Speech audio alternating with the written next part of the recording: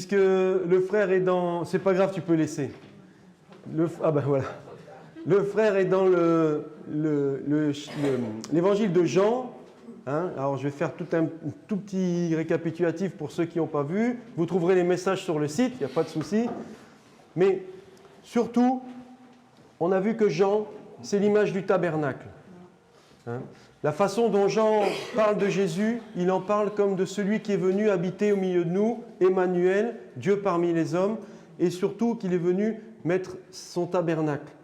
Et je me suis dit, peut-être que tout le monde n'a pas en tête vraiment l'image de ce tabernacle, ni comment Dieu l'a instauré, comment c'est arrivé, ni vraiment à quoi ça ressemblait et quelle était sa fonction.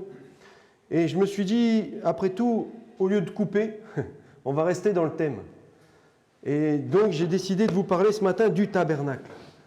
Pas seulement avec effectivement une image pour vous montrer ce qu'est le tabernacle. On a tous un peu dans l'idée que c'est une tente. Hein, on a tous cette idée-là. Mais il y a des choses qui sont bien plus importantes que l'aspect, en fait, la forme. Il y a le fond du tabernacle. Et pourquoi Jean a-t-il insisté à ce point sur cet aspect ? Alors on peut rappeler que Jean est certainement issu des milieux sacerdotaux, puisqu'il avait des accès faciles avec le sacerdoce et tous ceux qui étaient au sacerdoce, les sacrificateurs. Et je pense lorsqu'il a vu Jésus et lorsqu'il a suivi Jésus, il s'est vraiment rendu compte de tout l'impact et toute la grandeur et la profondeur du tabernacle, de ce que Dieu avait instauré. Alors justement, on va lire ensemble dans Exode. On va commencer au chapitre 25. On va faire un peu de lecture ce matin parce que je pense que c'est bien pour nous de nous rappeler les choses essentielles. Exode au chapitre 25, les versets 1 à 9. Et il y a vous savez toujours, la parole de Dieu, ce qui est important, maintenant on commence à connaître, il faut regarder certains détails. On a l'habitude de lire rapidement, comme on lit un livre un peu des fois en diagonale et on prend les grandes idées. C'est une bonne chose. Mais ce qui est essentiel pour nous, pour aller plus loin, c'est d'aller s'arrêter sur certains mots et certains détails.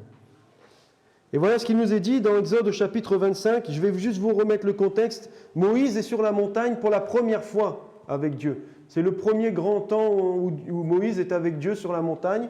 Ils sont face à face. Et le peuple est sorti d'Égypte. Moïse a été appelé par Dieu sur la montagne et Dieu va lui parler. Et c'est ce que nous dit ce chapitre. L'Éternel parla à Moïse et dit, donc là il parle bien à Moïse, c'est un tête-à-tête. Parle aux enfants d'Israël, qu'ils m'apportent une offrande. Vous la recevrez pour moi de tout homme qui la fera de bon cœur. Voici ce que vous recevrez d'eux en offrande, de l'or, de l'argent, de l'airain, des étoffes teintes en bleu, en pourpre, en cramoisi, du fin lin et du poil de chèvre, des peaux de bélier teintes en rouge et des peaux teintes en bleu, du bois d'acacia, de l'huile pour le chandelier, des aromates pour l'huile d'onction et pour le parfum odoriférant, des pierres d'onyx et d'autres pierres pour la garniture de l'éphod et du pectoral. Ils me feront un sanctuaire et j'habiterai au milieu d'eux. Vous ferez le tabernacle et tous ses ustensiles d'après le modèle que je vais te montrer. Voilà la première fois où on entend parler de ce tabernacle qui est d'ailleurs annoncé comme un sanctuaire. Et dès le début, il y a deux choses essentielles. Premièrement, c'est Dieu qui demande ce sanctuaire. Dieu demande qu'on lui fasse un endroit spécifique au milieu du peuple.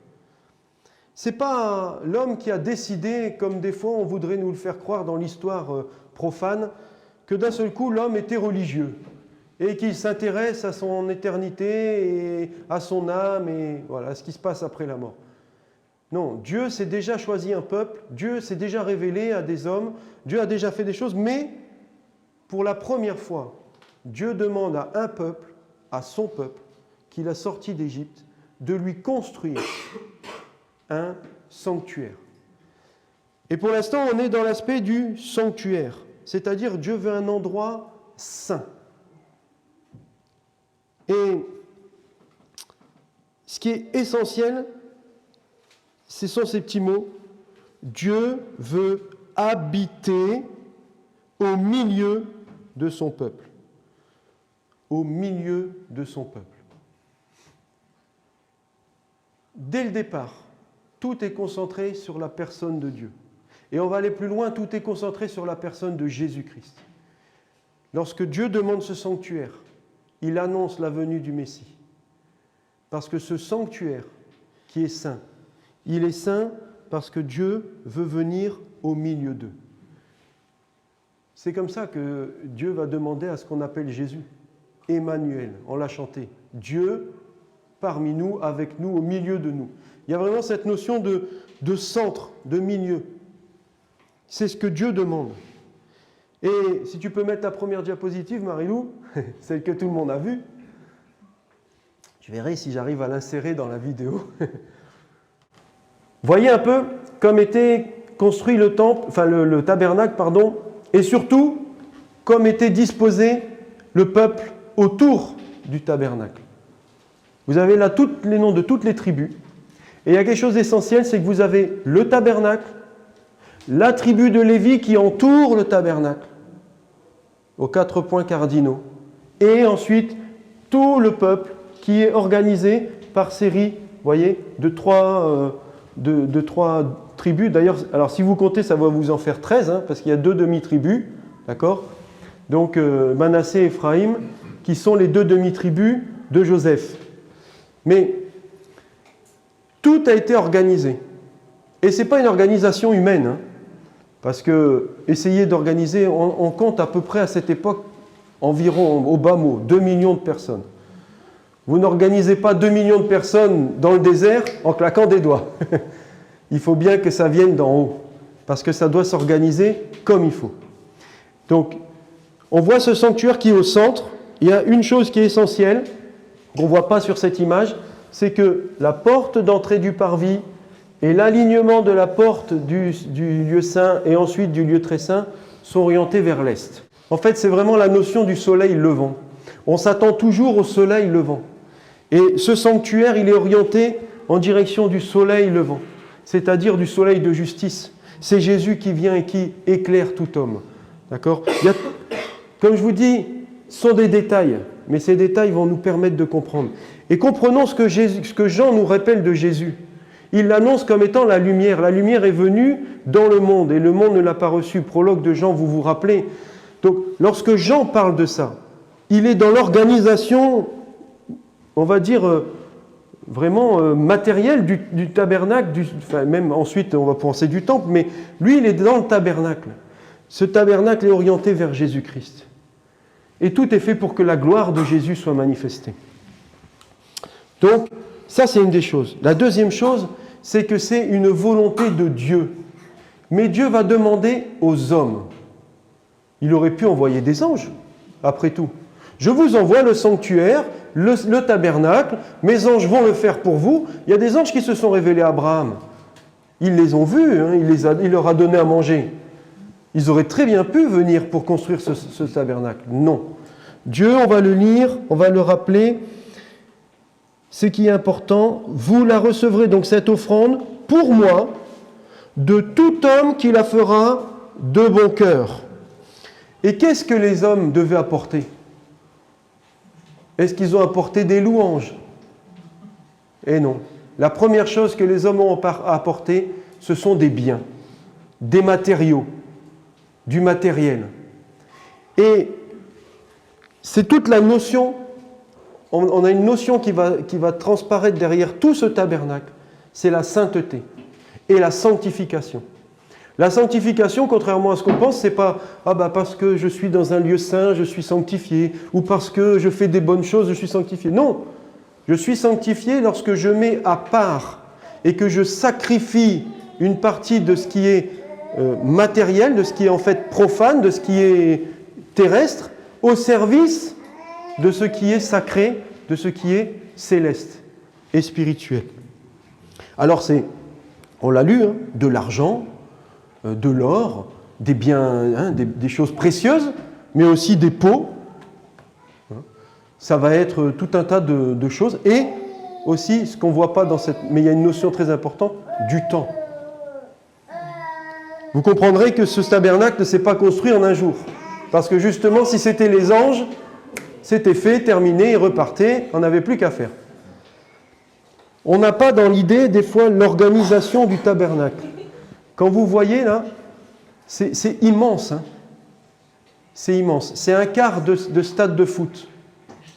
Prenez un stade, vous le coupez en deux, là, vous avez la ligne médiane, vous recoupez en deux par rapport au but et au tir de pénalty, vous avez toute l'organisation du parvis, à peu près. Hein. Une cinquantaine de mètres de long et 25 mètres de large. On a quelque chose d'énorme. Et c'est pas une tente Quechua, là, en 2 secondes, on jette par terre, ouf, ça s'ouvre et puis ça y est. Hein. Il fallait certainement des heures pour monter ce tabernacle. Et nous le savons, le peuple était en mouvement. Donc, des fois, il se posait, la nuée s'arrête, il faut tout, allez hop, on déballe tout, clac, clac, clac, on met tout en branle, là, tout est mis. Mais ce qui est extraordinaire, c'est que chacun savait ce qu'il avait à faire. C'était une organisation, on n'est même plus dans le militaire, là. Parce qu'en plus, on n'a pas besoin de quelqu'un pour dire « tu vas faire ». Chacun arrive, clac, clac, clac, clac, clac, clac. Et il y en a un qui doit, son travail, c'est qu'il doit juste porter les clous, hein, qui servaient à resserrer les bases sur les planches, tout autour. Il y en a un, il devait simplement porter les cordages, et ainsi de suite. Mais au moment où il fallait se poser, chacun apportait sa compétence. Et des fois, ce n'était pas grand-chose. Peut-être c'était qu'un porteur. Peut-être c'était le maître d'œuvre. Hein, on verra qu'il y avait 2 personnes qui ont géré toute cette construction. Et vous voyez que, en fait, ce que Dieu apprécie dans cette sanctification, c'est que le peuple a apporté d'un bon cœur. Enfin, c'est ce qu'il demandait. Parce qu'on va voir que, très rapidement, Moïse est sur la montagne et le peuple commence à s'impatienter. Comme je vous disais, c'est le premier temps de Moïse sur la montagne. Ça veut dire que qu'est-ce qui se passe dans la vallée pendant ce temps?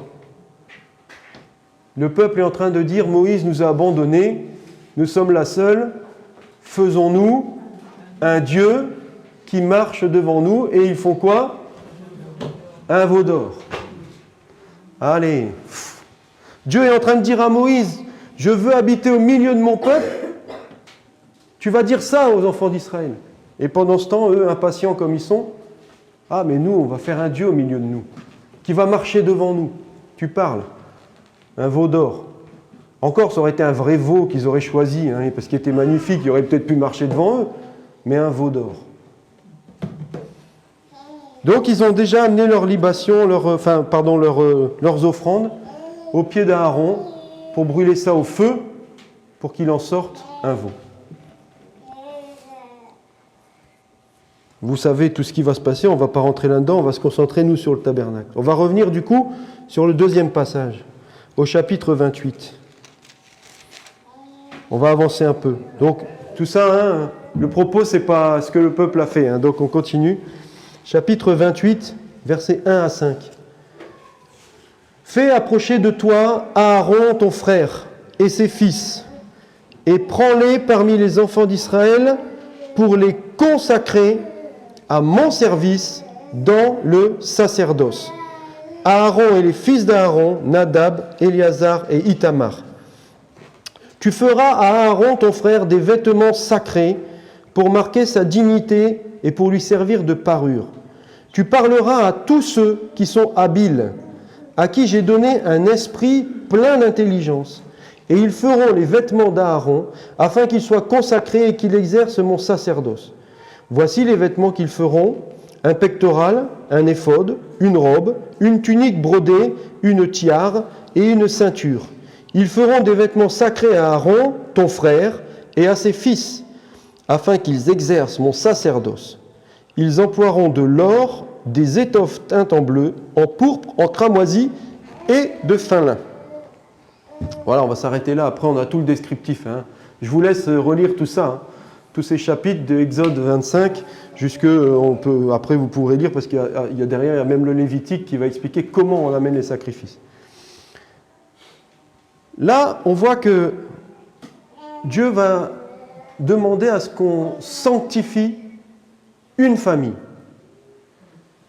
Je vous rappelle, dans ce qu'on vient de dire, Aaron, frère de Moïse, grand frère de Moïse, hein, qui, lorsque le peuple lui demande de faire un dieu, c'est lui qui demande d'amener l'argent.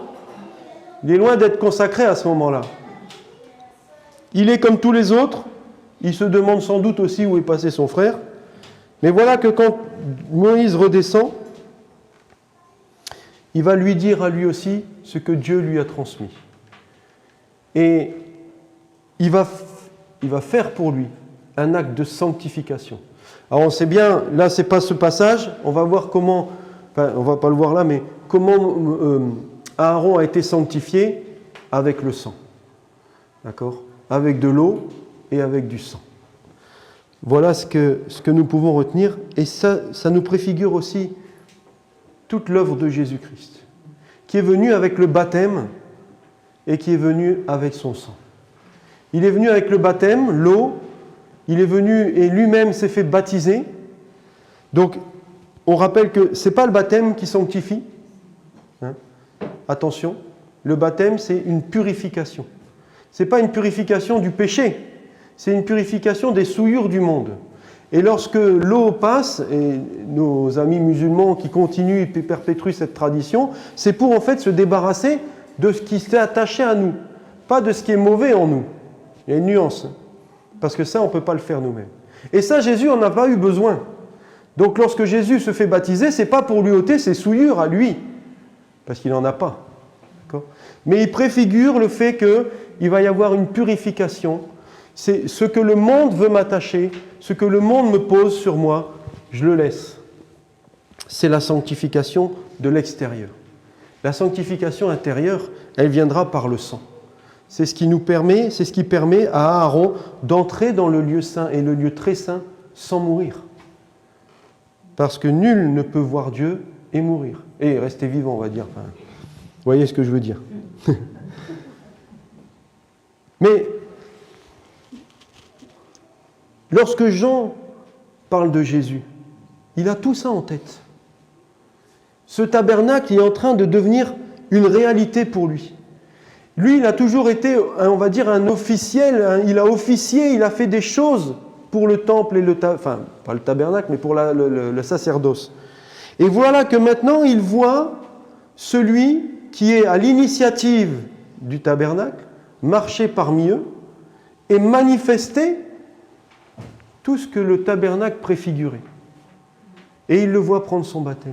Et il le voit laver les pieds des disciples. Et il le voit aller jusqu'à la croix. Voilà ce que Jean a en tête. Et c'est ce que je veux que ce matin qu'on puisse vraiment comprendre. Qu'est-ce que Jean avait en tête ? Est-ce que nous avons en tête cette pensée de Dieu ? Alors nous, comme je dis, qui ne sommes pas issus du peuple juif, ça ne nous parle pas toujours. Mais Dieu nous l'a laissé. Il nous l'a laissé pour nous montrer qu'il avait tout prévu. Tout était préparé d'avance. Et je veux rappeler que le tabernacle n'était pas réservé uniquement aux Juifs. Alors le lieu saint, le lieu très saint, oui d'ailleurs, c'était que quelques personnes. Même une seule personne pour le lieu très saint. Mais le parvis était un lieu ouvert. Déjà dans le tabernacle, ce n'est pas qu'une histoire du temple. Dans le temple, il y avait une limite qui montrait que, voilà, attention, si vous dépassez, parce que, encore une fois, l'homme avait voulu amener sa sainteté à la sainteté de Dieu. Le parvis était ouvert à toutes les nations, à tous ceux qui voulaient se conformer et être au bénéfice de la parole de Dieu, de la Torah, de l'enseignement. Voilà ce qui était prévu. Donc tous ceux qui voulaient suivre Israël et marcher dans les voies de la Torah avaient droit de venir offrir leur sacrifice. Ils avaient droit, eux aussi, de venir se laver à la cuve et être purifiés. Ils avaient le droit d'apporter à Dieu leur offrande et leur louange. Parce que eux aussi étaient au bénéfice du soleil qui brille, de la nature qui produit, de tout ce que Dieu a mis pour chacun de nous.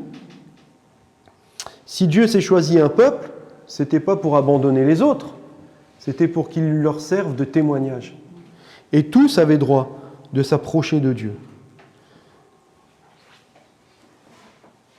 Donc, comme on le dit, c'est un lieu pour apporter des sacrifices. Et la première chose que l'on voit quand on entre dans le parvis, c'est cet autel immense, imposant. Il fait presque toute la série des chaises. C'est immense, c'est haut. On doit faire monter les bêtes d'ailleurs dessus. C'est pas le petit truc là, une espèce de petite coupelle par terre. Non, non, c'est quelque chose d'immense. Il fallait des barres pour le porter. C'était en bois recouvert d'or, l'autel des sacrifices. Et voilà ce qu'on voit. Et on voit cet endroit.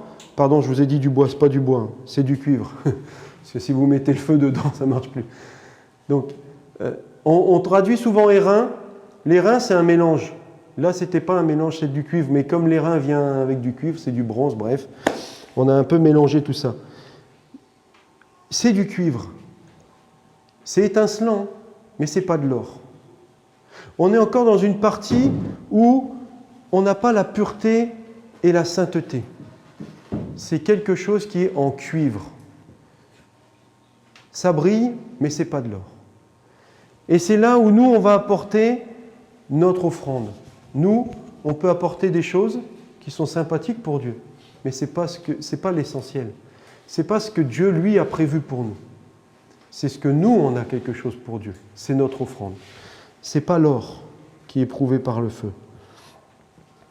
Et là, vous entrez, vous avez perpétuellement un sacrifice sur l'autel. Il y a toujours le feu et toujours un animal sacrifié. Parce que dès le matin, on sacrifie un agneau, et le soir, on sacrifie un agneau entre les deux soirs. Donc entre 18h et la nuit qui tombe. Et là, vous avez toujours donc un animal sacrifié, parce qu'entre-temps, les gens amènent, pour X ou Y raison, vous avez eu un enfant, vous avez décidé de faire un vœu, vous voulez apporter à Dieu une libation, quelle qu'elle soit, une offrande, 2 millions de personnes, je peux vous dire que ça brûle continuellement. Et il y a toujours quelque chose. Donc vous arrivez là, et vous avez ce feu, cette fumée, cette odeur. Imaginez pas que ça sente toujours le poulet rôti. Parce qu'il y a des moments où on a des sacrifices entiers. Ça ne devait pas être terrible tout le temps. Mais on est là. Et on est dans un état d'esprit, je pense qu'il y a quelque chose qui vous tombe dessus, spirituellement parlant. Voilà l'état d'esprit du sacerdoce et du tabernacle. Voilà l'état d'esprit de Jean lorsqu'il voit Jésus. Je referai toujours ce parallèle. Parce qu'il faut que nous, est-ce qu'on voit Jésus comme, oui, le sauveur merveilleux en croix, ou est-ce qu'on voit aussi l'amertume, la difficulté, la passion du Christ pour nous? Parce que si ces sacrifices étaient faits, c'était pas juste... Dieu dira à un moment, je hais vos sacrifices. Parce que, quelque part, il lui rappelle le fait qu'il va donner son Fils.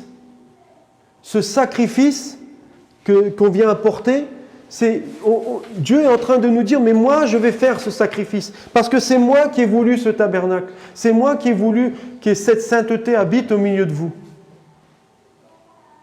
C'est moi qui ai décidé qu'il fallait du sang et qu'il fallait l'effusion du sang pour qu'il y ait le pardon. Et que le sang des boucs et des taureaux ne servirait pas à vous sauver. Tout au mieux, il vous maintiendrait en vie. Parce que sinon, moi, je détruis tout le monde. Parce que malheureusement, c'était ça, l'état d'esprit. Et Jean voit ça, il voit l'agneau de Dieu. Jean le baptiseur va dire, voici l'agneau de Dieu qui ôte le péché du monde. Vous vous rendez compte, c'est la première visite de Jésus. En public, on va dire, là, devant tout le monde, il lui dit, voici l'agneau de Dieu. Vous savez qu'il y avait beaucoup c'était des hommes du peuple qui venaient se faire baptiser, des hommes considérés qui venaient se faire baptiser. Parce qu'ils espéraient justement à plus. Et ces gens, ils connaissaient l'histoire de l'agneau de Dieu.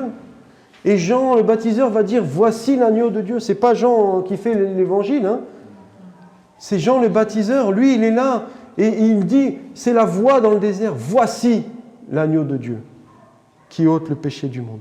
Et là, on a ces personnes, et je ne sais pas, moi, si Jean était là, et on entend cette parole, voici l'agneau de Dieu, mais tout sacrificateur comprend de quoi on parle. Voici l'agneau de Dieu, celui qu'on sacrifiait le matin, celui qu'on sacrifiait le soir. l'agneau de Dieu qui ôte le péché du monde. C'est là la pensée de Jean. C'est aussi un lieu où on reçoit de la part de Dieu. On reçoit l'enseignement. Si vous lisez tout ce qui concerne le tabernacle, c'est bourré d'ordonnances, de lois, on va dire, c'est pas des ordres, mais voilà les directives que Dieu a données, comment cela se passe. C'est plein de commandements. Le Lévitique, c'est un livre de commandements. Vous faites comme ci, vous faites comme ça, à tel moment, il y aura comme ça, il y aura comme ci. C'est hyper structuré.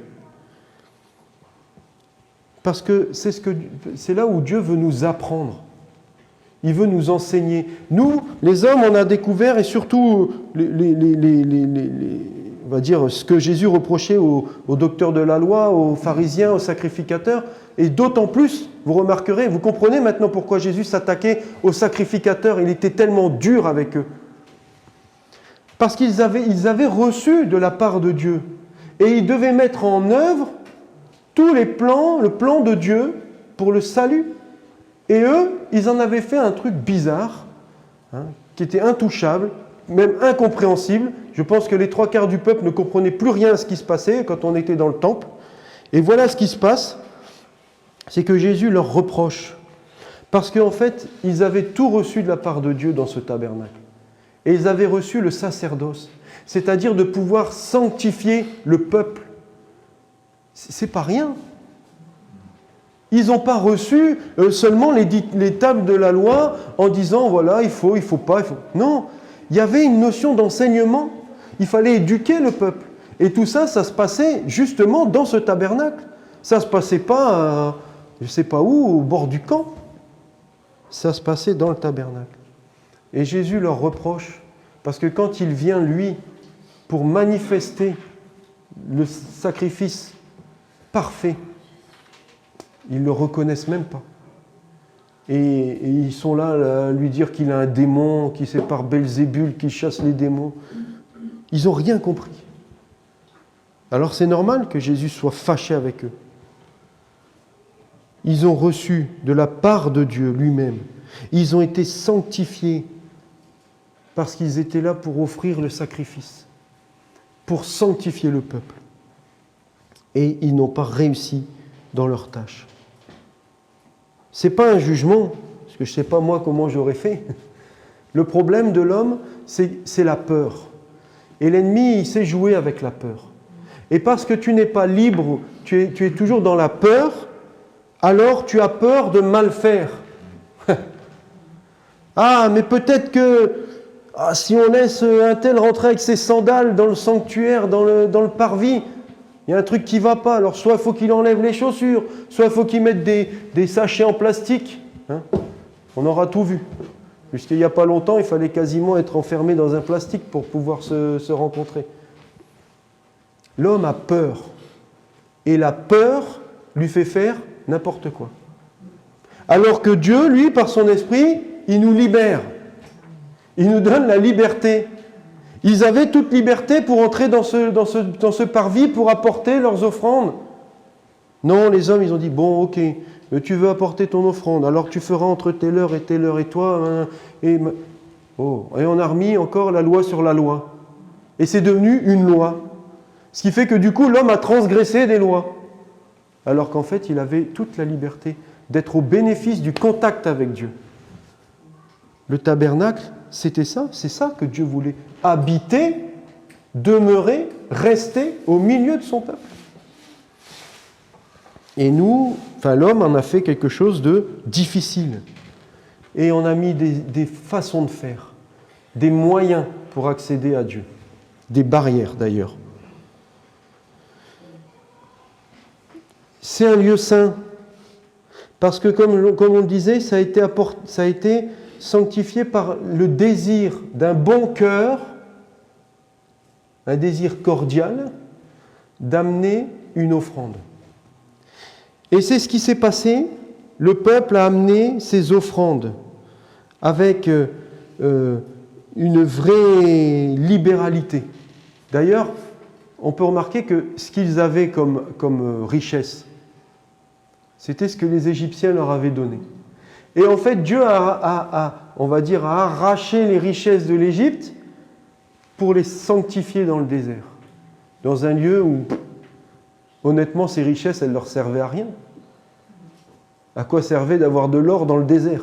Entouré d'ennemis, vous ne faites pas du commerce avec vos ennemis. Hein. S'ils sont plus forts, ils vous dépouillent. S'ils sont moins forts, vous les avez dépouillés, vous ne les avez pas payés. Ce n'est pas du commerce. Le commerce, c'est à égalité. Ils n'avaient pas besoin de tout cet or, tout cet argent, toutes ces choses précieuses. Parce que justement, c'est ce que Dieu veut leur montrer. Ce n'est pas ça qui fait votre force. À vous, peuple d'Israël. Et à nous, maintenant, peuple de Dieu. Tout le peuple de Dieu. Ce qui fait notre force, c'est que Dieu habite au milieu de nous. C'est que ce que nous avons, nous reconnaissons que tout vient de lui. Et que s'il en a besoin, on lui apporte, que ce soit du matériel ou du spirituel, quelque chose qui vient de notre cœur. Et c'est tout le problème qu'il y a eu avec Ananias et Saphira.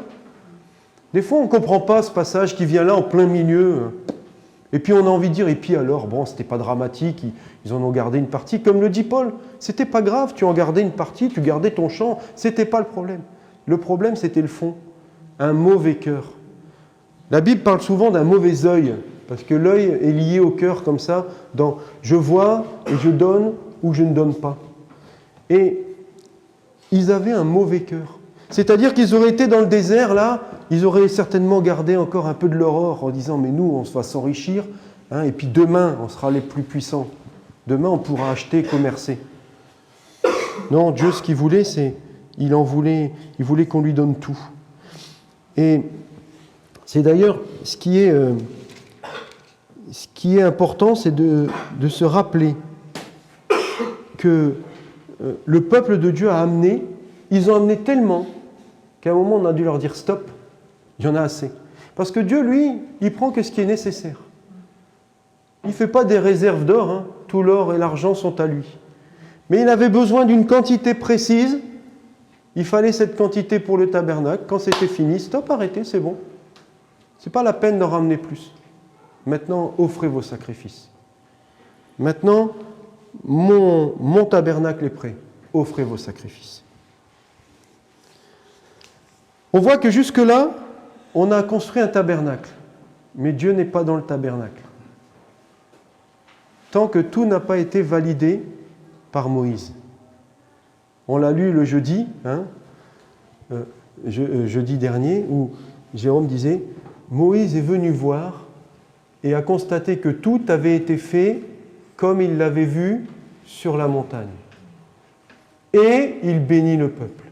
Et à partir de là, on a une dédicace et le Seigneur, lui, il peut venir dans son temple, dans son tabernacle, pardon. Ce qui est équivalent, il n'y a pas de souci. C'est pareil pour nous. Moïse, c'est la loi. Pour un juif, vous ne pouvez pas dissocier Moïse de la loi, Moïse de la Torah. C'est comme ça. Mais la loi, c'est quoi? La loi, c'est la parole écrite de Dieu. Pour eux, c'est les tables, avant tout. Et après, vous avez toute la Torah, bien sûr. Mais voilà, quand on parle de Moïse, nous, on parle de Moïse, souvent, pour nous, Moïse, c'est la mer Rouge. C'est l'Égypte et la mer Rouge. Voilà, nous, l'image qu'on a de Moïse. Mais un juif, Moïse, Moshe, pour lui, c'est la Torah. C'est les tables de la loi. C'est Dieu qui te parle. Et si nous, aujourd'hui, on veut que Dieu vienne dans notre temple, puisque l'apôtre nous dit que nous sommes le temple du Saint-Esprit, alors il faut que le Moïse que nous avons aujourd'hui, il vienne confirmer que tout est bien en règle, tout est bien en ordre. Parce qu'il ne viendra pas là où ce n'est pas en ordre. Ce n'est pas Dieu qui a sanctifié le lieu saint. Vous voyez la nuance? Il a dit, tu me feras un tabernacle et je viendrai habiter. Mais la sanctification, elle a été faite, comme je disais, par le fait qu'on a sanctifié, on a sacrifié les choses que nous avions pour Dieu. C'est ça le processus de sanctification. C'est une démarche, ce n'est pas un état. Nous, on a cette logique, la logique de la sainteté devant Dieu où on se dit « je suis saint parce que je ne pêche pas » ou quoi que ce soit. Mais tu peux te mettre le doigt dans l'œil là jusqu'au coude. Hein. Ça ne marchera jamais. Si tu attends d'être cette sainteté-là, d'avoir cette sainteté-là pour que Dieu vienne dans ta vie, tu vas attendre jusqu'à la fin. Parce que cette sainteté-là, elle n'arrivera qu'au moment de la mort. C'est la mort qui te sanctifie, puisqu'elle t'enlève du péché, de l'état de pécheur. C'est tout. Notre sanctification, c'est une démarche. On en a déjà parlé. Hein. La sanctification, c'est une marche en avant. C'est quelque chose qui est continu. Et il n'a pas fallu attendre là que c'est pas la... comment je peux dire, il n'y a pas quelque chose qui est tombé du ciel pour sanctifier le lieu. Le lieu était saint, prêt à recevoir. Et il a été sanctifié parce qu'il était conforme. Pas parce qu'il était... il n'y a pas eu, je ne sais pas moi, des gris-gris, des machins, on n'a pas jeté telle ou telle chose sur... Il y a eu la consécration, mais ce n'est pas pareil. Ce n'est pas la consécration qui a sanctifié le lieu. Le lieu a été sanctifié par la démarche du peuple, parce qu'elle était conforme à la parole de Dieu. C'est ça qui a sanctifié le lieu. C'est ça qui a permis que Dieu vienne. Et remarquez que, ça on ne l'a peut-être pas lu, tu peux mettre un deuxième diapo, Marie-Lou, s'il te plaît. Le sacrificateur, vous voyez, il a des habits spéciaux pour pas qu'il meure. C'était pas pour qu'on le reconnaisse facilement devant tout le monde. Hein. C'était pas un apparat extérieur. C'était un apparat pour son salut. Il fallait qu'il ait sur lui tout cet attirail pour entrer dans le lieu saint. Sinon, il mourrait. S'il entrait sans ça, sans une des parties, il mourrait. C'était la volonté de Dieu. Parce qu'il y a tout un symbole. Vous avez les 12 pierres. Je ne vais pas rentrer dans tout ça, sinon on n'en a pas fini. On commence que. Tout est symbolique. Hein. Tout est extrêmement symbolique. Nous avons les 12 tribus d'Israël. On a toutes les nations. On a alors, ce qui m'intéresse maintenant, c'est son petit bandeau, là. Son diadème. Il y a la tiare en dessous. La tiare, c'est son espèce de chapeau, là, en lin, hein, vous voyez. Et ça vient sur son front. Et là-dessus, on rajoutait un diadème. Écrit dessus « Sainteté à l'Éternel ». Mais « Sainteté à l'Éternel », c'était pas pour dire... c'était pas... Dieu est saint. C'est pas à nous de le dire qu'il est saint. C'est une réalité. C'était pas pour dire que Dieu est saint. C'était pour dire... Là, je viens avec tout le peuple, tout ce que je représente, tout ce que l'homme représente, les 12 tribus d'Israël, avec toutes les nations. Voilà ce que toi, toute ta création, je viens l'apporter devant ta sainteté. Mais... en consacrant tout ça, je le sanctifie. Et il fallait qu'il ait toujours ce bandeau. Sans ce bandeau, il n'y avait aucune sacrificature possible. Ça a l'air, c'est tout bête, on en entend très peu parler. Mais ce sainteté à l'Éternel, il fait toute la différence. Et c'est lui qui permet d'apporter on va dire le sacrifice, donc c'est-à-dire le côté un peu, notre côté souillé, qui permet de le sanctifier dans le lieu saint et dans le lieu très saint, pour apporter une fois par an le sang de la victime. C'est l'œuvre de Jésus-Christ. Depuis le début, Jésus est saint. Je ne sais pas si vous avez déjà remarqué, on n'a jamais vu Jésus offrir un sacrifice. Et pourquoi il le ferait ? S'il avait offert un sacrifice selon la loi de Moïse, et pourtant il a tout fait selon la loi de Moïse, mais ça aurait voulu dire qu'il avait quelque chose à se faire pardonner. Jésus, on n'a jamais vu Jésus sacrifier quoi que ce soit. Parce qu'il est l'agneau. Il se sacrifie lui-même. C'est lui qui porte ce bandeau sainteté à l'Éternel. Je vais me charger de tout ça et je vais aller l'offrir. Voilà l'œuvre de Jésus. Jésus ne rentre pas dans le temple avec ses sacrifices. Ses parents l'ont fait. Eux, ils étaient soumis à la loi de Moïse, dans le sens où il fallait qu'ils accomplissent avec des actions comme ça la loi. Jésus, lui, il l'a accompli en sa chair, en son être.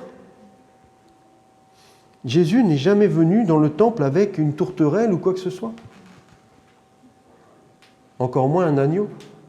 Cela aurait voulu dire qu'il avait besoin d'être sanctifié. Non, Jésus est ce diadème, sainteté à l'Éternel, et je viens pour sacrifier. Je suis moi-même le sacrificateur et le sacrifice. C'est extraordinaire. Je me mets à la place de Jean. Et lui qui a connu tout ce processus, alors voyez comme c'est organisé, il y a tellement à dire. Vous avez l'autel du sacrifice, la cuve des reins, il fallait se laver. Et seulement après on peut approcher du lieu saint, on entre dans le lieu saint. Ce sont des portes. En fait, le tabernacle, c'est particulier, mais c'est une porte. Mais c'est une porte spirituelle qui nous amène dans la présence de Dieu. C'est pour ça que c'est Jésus, quand il dit « Je suis le chemin, la vérité et la vie ». Nul ne vient au Père que par moi. Il est le tabernacle. C'est extraordinaire. Il est tout. Et Jean voit ça. Jean, il revoit ça, il voit Jésus. Alors nous, on a du mal à voir. Mais il y a une première porte. Nous, on appelle ça des rideaux. Mais en fait, ce sont des portes. Et à chaque fois, c'est une étape. La première porte, c'est la porte du parvis. On entre, donc toujours du côté de l'Est. On entre et on voit tout ce qui a été disposé. Et au fond, on voit cette tente. On sait qu'on n'ira jamais dans cette tente, on n'en est pas digne. Vous voyez, celui qui vient offrir son sacrifice, lui, il s'arrête là. Il s'arrête à la première partie, il vient offrir. Et même, ça doit être quand même, on doit être un peu tremblant. Vous imaginez, il y a quand même du feu qui est déjà sorti là, dans l'histoire, pour détruire ceux qui venaient apporter un feu étranger. Il devait y avoir une forme de terreur. Et vous entrez là, comme ça, et vous voyez la majesté, le lieu très saint. Alors vous le discernez, mais on ne voyait rien. Tout ça, on ne le voit pas. Le peuple ne voit pas ça. Et tout est organisé. Ce n'est pas mis au hasard. Vous avez bien la table des pains de proposition ici, le chandelier, vous avez l'autel des parfums là, et vous rentrez, vous avez ici dans le lieu très saint, le propitiatoire. Et là, vous avez la lumière du soleil qui brille au-dessus de tout. C'est ouvert à tous. Puis vous entrez ici, vous n'avez que la lumière du chandelier. Le chandelier, c'est le Saint-Esprit. Les 7 branches, en fait, sont les 7 noms du Saint-Esprit. Les 7 esprits de Dieu, comme on l'appelle. On va retrouver ça dans le temple de l'Apocalypse. C'est ça qui éclaire cette partie. Là, ici, spirituellement, c'est le Saint-Esprit qui nous éclaire. On est rentré dans une autre dimension. Et une fois par an seulement, le souverain sacrificateur pouvait entrer au propitiatoire où là, il n'y avait aucune lumière artificielle. Ni celle du soleil, ni celle de la bougie. C'est Dieu lui-même qui éclairait le lieu. C'était pas une caisse noire, sinon vous auriez du mal à servir. Non. Le souverain sacrificateur qui rentrait là, il voyait la gloire de Dieu. Tout comme Moïse, quand il entrait dans la tente d'assignation et qu'il ressortait, son visage était rayonnant de lumière. C'est extraordinaire. Le tabernacle, sous ces airs un peu de tente bédouine, un peu vite faite, il exprime tout. Les matériaux utilisés nous parlent de tout ce qui va venir dans l'œuvre de Jésus. Vous avez du bois. Toute la première partie, tout ça c'est fait en bois. L'or purifié qui est sur le propitiatoire, le chandelier qui est en or aussi. Les choses qui sont recouvertes d'or, là c'est recouvert d'or, les tables de proposition, les poteaux sont recouverts d'or. Mais ici, on n'est que sur du cuivre. Extérieur, c'est du cuivre. Puis on va recouvrir des choses d'or, puis à l'intérieur, ça va être de l'or pur. Tout ça, un gros bloc d'or avec dessous l'arche de l'Alliance. Bref, où il y a l'essentiel. Les tables de la loi, le bâton d'Aaron et la manne. Mais ça, c'est plus tard, parce que quand ils le construisent, il n'y a pas tout ça. Les matériaux pour recouvrir sont extraordinaires aussi. On a la peau, alors on a tout le règne animal en fait aussi. Toute la création est là. Le bois, c'est le règne végétal. Et vous avez toutes les différentes peaux qui sont mises dessus. Alors vous avez on l'a lu, de la peau de chèvre. Vous avez d'abord du lin, vous avez ensuite de la peau de chèvre. Et enfin, Alors la traduction, là, il y a un peu de tout. On va dire, en tout cas, c'est un animal marin. C'est dauphin, phoque, veau de mer, enfin, vous voyez tous les... Bon, après, il y a des endroits où c'est pour ça que la traduction, c'est pas toujours facile, parce qu'on est quand même un endroit où on ne trouve pas tous les animaux qu'on veut marins. Donc, c'est pour ça que les traductions sont toujours... Mais le règne animal est représenté. Et c'est pas anodin, parce qu'au-dessus, il fallait une couche étanche. C'est la dernière couche, ce qu'on appelle la peau de dauphin. Ou la peau de... Alors, il y en a qui disaient espadon, de tout ce que vous voulez. Mais c'est étanche. C'est pleinement étanche. Tout a été fait de manière extraordinaire. Dieu a pensé à tout. Ce qui prouve que ce n'est pas une construction humaine, alors qu'elle a l'air un peu toute simple. C'est ce que Dieu a voulu. Ça, c'est toute l'œuvre du Messie. Quand je le disais, on a un agneau le soir, un agneau le matin. Il fallait que le sacrifice soit perpétuel. Si ça s'arrêtait, d'ailleurs ça a été dramatique pour les Juifs lorsque le temple a été détruit après, parce que, comment on fait? Comment on va faire? Il n'y a plus de salut. Le sacrifice n'est plus possible. S'il n'y a plus de sacrifice, si le sacrifice s'arrête, comment on va faire? Il n'y avait que pendant la marche. Imaginez que du coup, depuis l'an 70, où le temple a été détruit, les Juifs sont errants dans leur pratique. Ils sont à nouveau, comme dans le désert, à tourner entre guillemets en rond, parce qu'ils cherchent, il n'y a pas de moyen. Comment vous voulez accéder au salut? Il n'y a pas moyen d'offrir un sacrifice. On ne se met pas dans l'idée que Jésus est venu et il a vraiment aboli. Quand on dit aboli, ce n'est pas qu'il a renié. Il a mis un terme à ce que l'homme avait envisagé de Dieu en nous montrant ce que Dieu, lui, avait envisagé pour nous. Et donc, le temple, c'est fini. Alors bien sûr, tout est prêt pour reconstruire un temple. Il n'y a pas de souci. On sait faire, hein. Mais c'est fini, ça ne sert à rien. Parce que maintenant, comment on va remettre tout ça en place? C'est fini pour eux. S'ils ne viennent pas à Jésus, l'agneau de Dieu, qui a donné sa vie, pas de salut possible. Et Jean, lui, le temple est encore là, mais il a détourné son regard des choses de la terre vers les choses du ciel, vers la manière où Jésus est venu expliquer tout ça. Il a ouvert les yeux sur la réalité de la sanctification. Le peuple, au travers justement, comme je le dis, au travers de ce tabernacle, il est maintenant sanctifié. Vous serez saints, car je suis saint.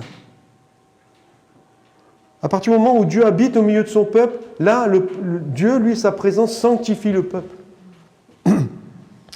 Dieu s'est choisi un peuple, il l'a retiré parmi les peuples. Il a retiré Abraham d'Ur en Chaldée, il l'a amené en Canaan, qui est parti en Égypte, et de l'Égypte, Dieu a retiré un peuple entier, mais qui s'est mis à part. Il l'a exclu des autres peuples. Le peuple juif est un peuple exclu. Et vous remarquerez que de toute façon, réellement sur la terre, c'est un peuple exclu. Alors on va dire, oui, c'est lui qui s'est exclu. Non. Depuis, dans l'histoire, vous pouvez regarder, ce peuple a toujours été rejeté. Toujours. Ça ne date pas de 1939. Hein. C'est un peuple qui a toujours été rejeté. Excusez-moi, hein, ce qui s'est passé à la Seconde Guerre mondiale, ils n'ont rien inventé. Hein. On l'avait déjà fait bien avant. On l'avait fait bien avant. Au XVe siècle, nous en France, on faisait habiller les Juifs d'une certaine manière, avec un pantalon particulier, avec un vêtement particulier. Ce n'était pas l'étoile, hein, mais on voyait tout de suite.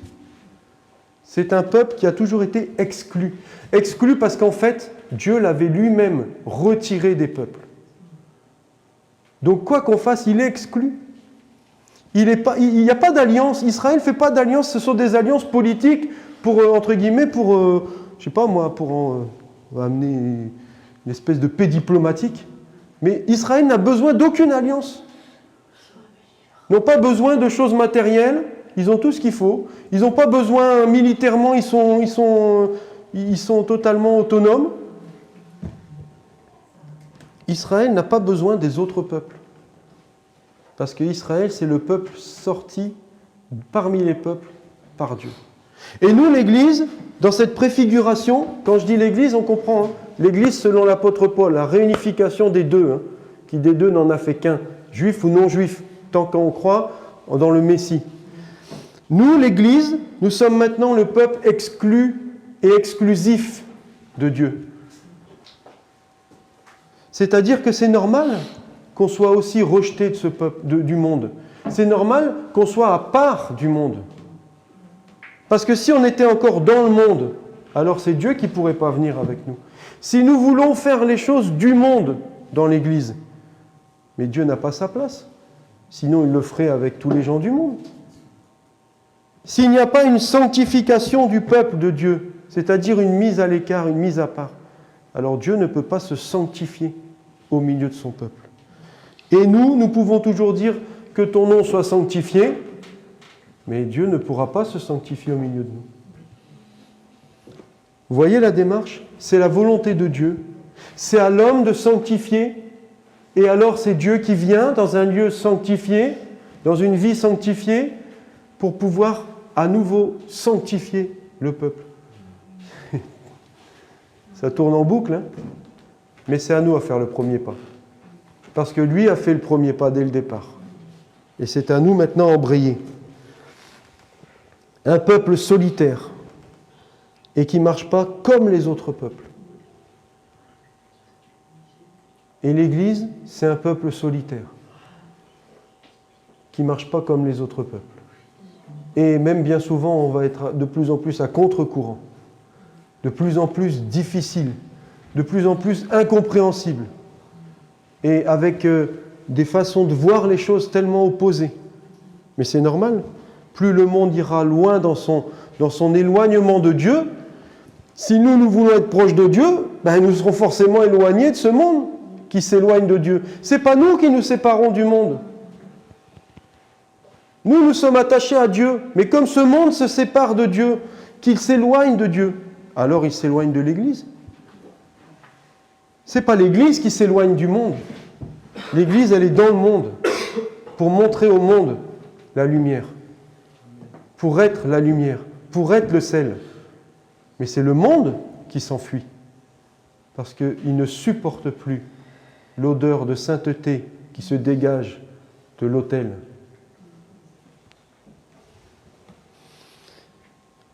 Donc, pour résumer, n'oublions pas que Jésus, c'est le sacrificateur qui sacrifie dans le lieu saint.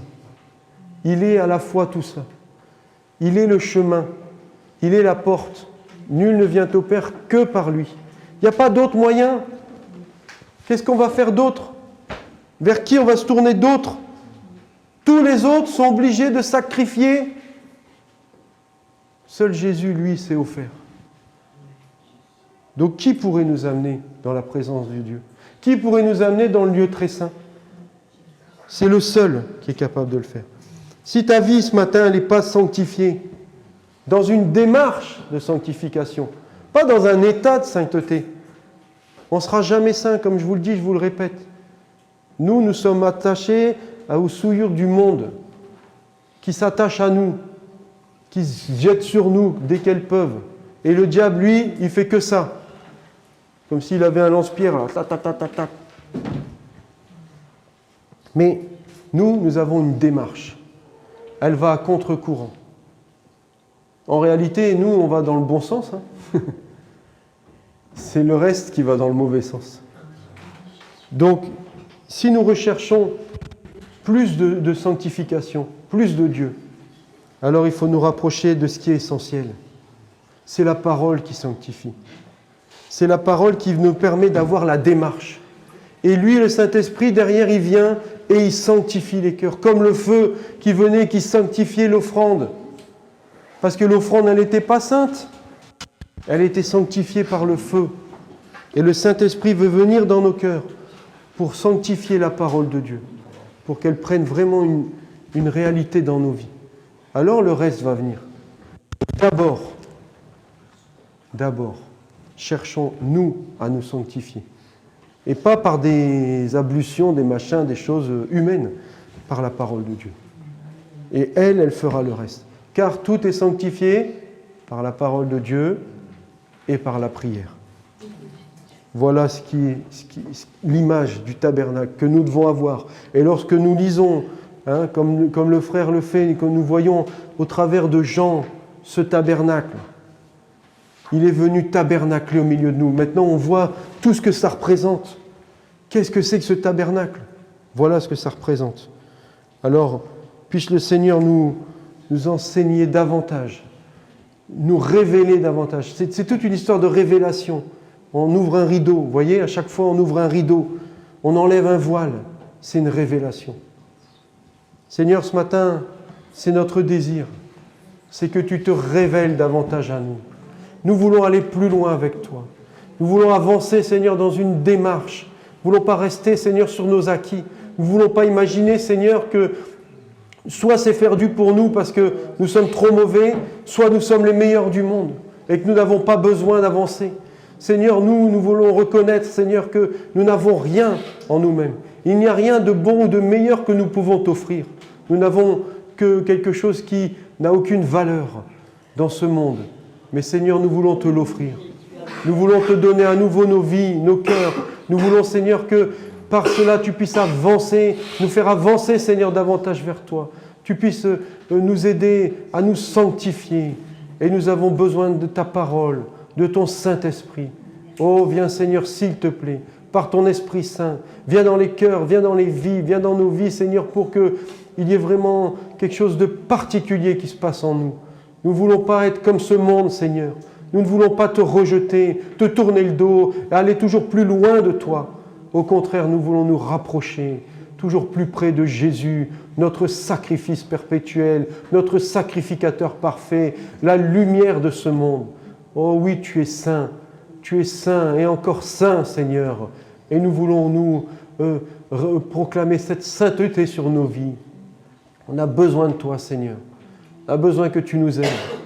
Et Seigneur, que chacun puisse être au bénéfice de ton action, de ta parole. Et Seigneur, de tout ce que tu veux encore nous montrer. Nous te bénissons, nous te louons et nous te prions au nom de Jésus d'être avec nous sur ce chemin. Nous savons que tu l'as promis. Jusqu'au bout, tu seras avec nous. Nous savons que c'est un chemin difficile, parce que c'est une démarche difficile. Mais Seigneur, nous savons que même lorsque nous serons incompris, toi, Seigneur, tu as un regard favorable sur cette démarche. Et tu vas nous aider, nous accompagner.